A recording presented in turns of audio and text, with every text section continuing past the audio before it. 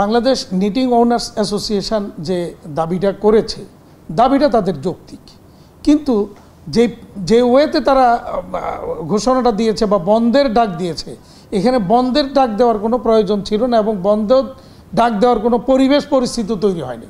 কারণ তারা তো তাদের দাবিটা আমাদেরকে জানাবে বা তারা যাদের সাথে কাজ করে তাদেরকে বলবে যে আমাদের বিদ্যুতের দাম বেড়েছে, গ্যাসের দাম বেড়েছে, আমার শ্রমিকের মজুরি বেড়েছে, ব্যাংকের ইন্টারেস্ট বেড়েছে, আমার তেলের আমার যে মেশিন ওয়েল ব্যবহার করি এগুলির দাম সব কিছুই বেড়েছে। সুতরাং আমাদের এখন আর 12 টাকা আমি করতে পারবো না বা 15 টাকা করতে পারবো না, 18 টাকা করতে পারবো না, আমাদেরকে এই রেটে আমাকে দিতে হবে। তখন তাদের সাথে নেগোসিয়েশন করে একটা রেট তারা নিজেরাও করে নিতে পারতো এটা, অথবা এটা নিয়ে বিকেমির কাছে আসতে পারতো। বিকেমি বসে আমরা আলোচনা করে একটা রেট নির্ধারণ করে দিয়ে আমরা আমাদের মেম্বারদেরকে একটা সার্কুলার দিয়ে জানাই দিতে পারতাম যে নিটিং ওনার্সের সাথে আমাদের আলোচনার প্রেক্ষিতে এই নিটিংয়ের চার্জ নির্ধারণ করা হয়েছে, আপনারা এটাকে ফলো করার জন্য অনুরোধ করছি। তাইলে ওদের জন্য এটা সহজ হয়ে যেত। তো ওরা ওইটা কোনোটাই করলো না। একমাত্র ওয়ালটন এসি দিচ্ছে 1 বছরের রিপ্লেসমেন্ট গ্যারান্টি এবং কম্প্রেসারের 10 বছরের গ্যারান্টি। তাদের যে যাদের সাথে কাজ করে তাদের সাথেও আলোচনায় গেছে কিনা জানি না, বাট বিকিমির সাথেও কোনো আলোচনায় আসে নাই, কোনো রকমের কথাবার্তা বলে নাই, না বলে তারা এরকম একটা সিদ্ধান্ত ঘোষণা দিয়েছে। এটা ঠিক না, ঠিক হয়নি এটা।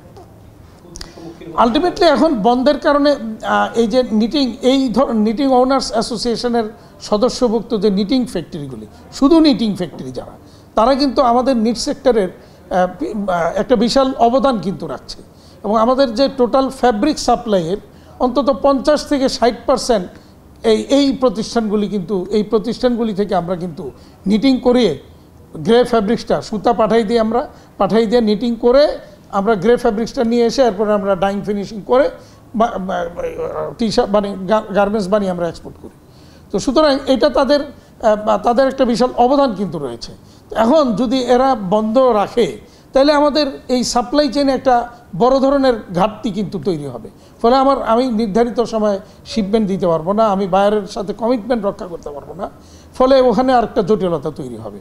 তো আমার মনে হয় তারা বিষয়টা এই সিদ্ধান্ত থেকে সরে এসে প্রত্যাহার করে দিয়ে বিকেমির সাথে বসুক, অথবা তারা যেই বিকেমির যেই প্রতিষ্ঠান বা যেই গার্মেন্টসের সাথে এই নিটিংয়ের কাজটা করে তাদের সাথে বসে এটা আলোচনা করে রেটটা ফিক্স করে নিতে পারে।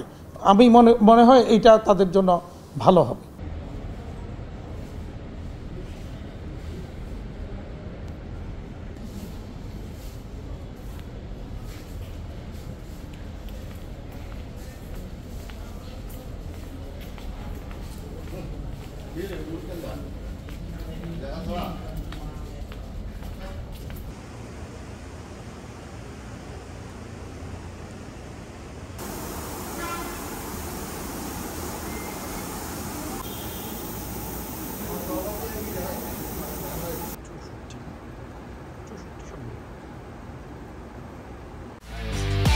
একমাত্র ওয়ালটন এসি দিচ্ছে 1 বছরের রিপ্লেসমেন্ট গ্যারান্টি এবং কম্প্রেসারের 10 বছরের গ্যারান্টি।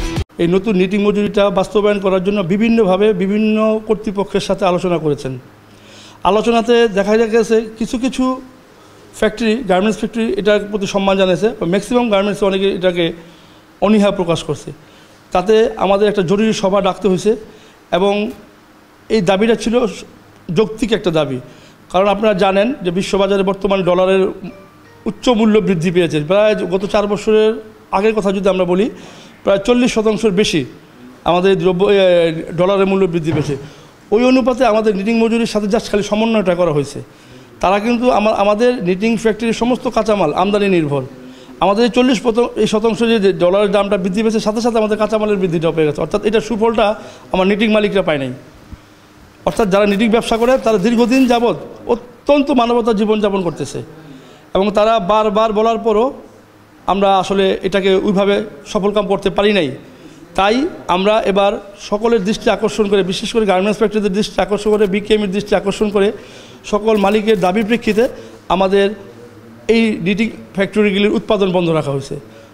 আসলে স্বাধীনতার 53 বছর পরেও আমরা এখন মানবতার জীবনযাপন করতেছি। কারণ এই নিট শিল্পতে এখন দেখছি আমরা চলাফেরা করার মতো আর কোনো কিছু দেখছি না।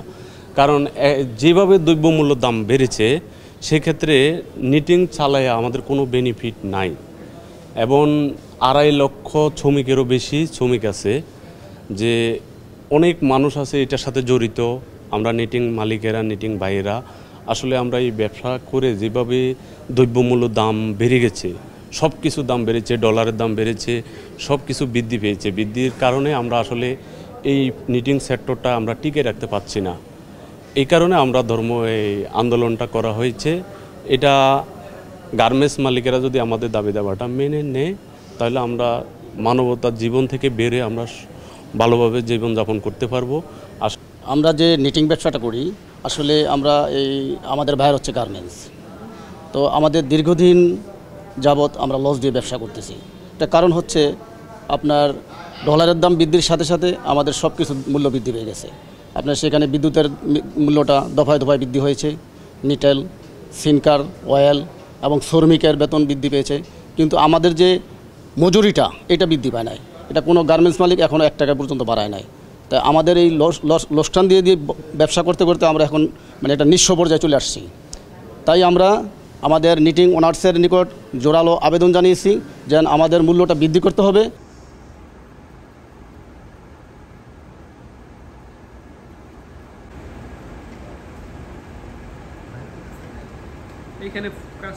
আমাদের নিটিং করতে আমাদের যে খরচটা আছে, খরচটা আমাদের এখন আর পোষাচ্ছে না।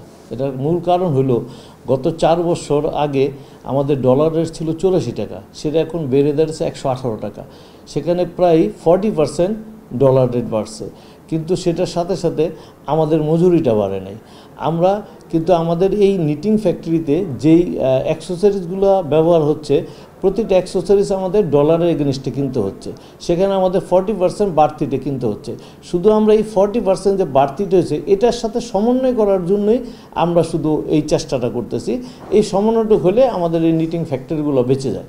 এটা আসলে আমরা এটা দাবি বলবো না, আমরা বলবো যে আমরা সমন্বয় করতে চাইছি। বর্তমান সময়ের সাথে আমাদের প্রাইসটাকে আমরা সমন্বয় করতে চাচ্ছি, এবং এইটা যদি সমন্বয় না হয় তাহলে আমরা ফ্যাক্টরিগুলো চালাতে পারবো না। অটোমেটিকলি আমরা আজকে বন্ধ করে দিছি, এটাও তো স্থায়ীভাবে এটা আস্তে আস্তে বন্ধ হয়ে যাবে, কারণ আমরা এইভাবে চালাবো না। আর এটা বাস্তবায়ন না হওয়া পর্যন্ত আমরা কোনো ফ্যাক্টরি চলবো না, আমরা চালাবো না। আমাদের এই সারা বাংলাদেশে 1200 ফ্যাক্টরি বন্ধ থাকবে। আমাদের এর মধ্যে প্রায় 30% ফ্যাক্টরি বন্ধ হয়ে গেছে বিভিন্ন আপনার এই লসের কারণে। এর ভিতরে আমাদের কিছু 10% ফ্যাক্টরি হয়তো নতুন করে হচ্ছে, আবার এর বন্ধর দিকটাই বেশি। আর আমাদের প্রায় 1200 ফ্যাক্টরি আছে সারা বাংলাদেশে, যেখানে আমাদের প্রায় 2,50,000-এর বেশি লোক এটার সাথে বিভিন্নভাবে জড়িত আছে। এবং এটা বন্ধের কারণে আমরা যেমন ক্ষতিগ্রস্ত হচ্ছি, দেশও ক্ষতিগ্রস্ত হচ্ছে। যেমন আমাদের এখানে যে গার্মেন্টসের যে গার্মেন্টস থেকে আমরা যে অর্ডারগুলো নিচ্ছি, সেই অর্ডারগুলো আমরা সুতাটা আমরা আমাদের কাছে দিচ্ছে, আমরা সুতা থেকে এটাকে ফ্যাব্রিক্স করে দিচ্ছি। ফ্যাব্রিক্স করার পরে এই মালটা চলে যাচ্ছে ডাইংকে, এবং ডাইংকে যাওয়ার পরে এটা তারপর যাচ্ছে ফিনিশিং থেকে এটা গার্মেন্টসে ফিরে এসে এটা গুডস তৈরি হচ্ছে। তো সেই জায়গাটা অবশ্যই একটা বড় ধরনের এটা লস হচ্ছে সবারই। আমরা চাই না যে এই লসটা দীর্ঘদিন স্থায়ী হোক। আমরা চাই অতি শীঘ্রই আমাদের যেই ন্যূনতম যেই কথাগুলো, যে আমাদের এই ফ্যাক্টরিগুলো চালিয়ে রাখতে, বাঁচিয়ে রাখার জন্য যেটুকু প্রয়োজন আমরা প্রতিটা অর্ডার যেই সিঙ্গেল জার্সি বা রিপ এটার সাথে আমরা ওই 40% আনুপাতিক হারে আমরা দেখা গেছে কোনোটা 30%, কোনোটা 25%, কোনোটা 35%, এভাবে আমরা ওই ডলার এইটা হিসাব করে আমরা এই রেটটা নির্ধারণ করছি। যেমন সিঙ্গেল জার্সি আগে 15 টাকা ছিল, আমরা সেটা যদি 40% ধরি তাহলে 6 টাকা বেড়ে 21 টাকা দাঁড়ায়, সেটা আমরা 20 টাকা করেছি। তো এই হলো আমাদের ব্যাপারটা। আমরা বিকেএমই নেতৃবৃন্দর কাছে আমাদের অনুরোধ, যেহেতু আমাদের বিকেএমির সম্মানিত প্রেসিডেন্ট উনি ব্যবসায়ী বান্ধব একজন নেতা এবং আমাদেরও নেতা, আমরা তার কাছে আমাদের আকুল আবেদন যে আমাদের এই সমস্যাটা সমাধান করে আমাদের এই ফ্যাক্টরিগুলোকে বাঁচিয়ে রাখার জন্য তিনি অগ্রণী ভূমিকা পালন করবেন, এই বিশ্বাস আমরা করি।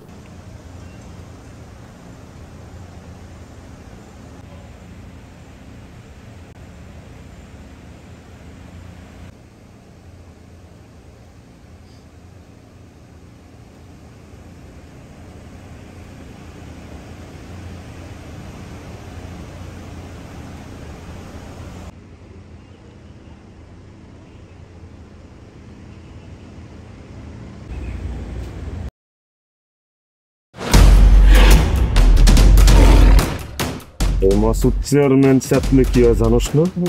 এমন মায়ের মারুম কুত্তার মতো খালি সাইড পারবি। তুই যদি আমার বউ আস, তুই হবি রাজরানী আর আমার বউ টুনি বিবি তোর বান্দি। আমার সংসারটা কেন ভাঙতেছ ময়না? নিজের জামাই আটকা রাখতে পারেন না? কেমন বউ আপনি? কেলেঙ্কারির আর কি বাকি আছে? বদনাম তো শৈলেই লাগছে। আপনার প্রথম বউ কি আত্মহত্যা করছিল নাকি আপনি মারছেন?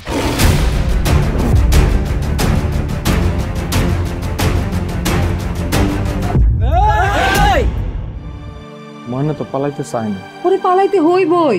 ময়না রে, তুই আমারে মাফ করে দিস। আমারে খাওয়ানোর মধ্যে বিষ মাখায় মেরা ফলাইতে চাচ্ছে।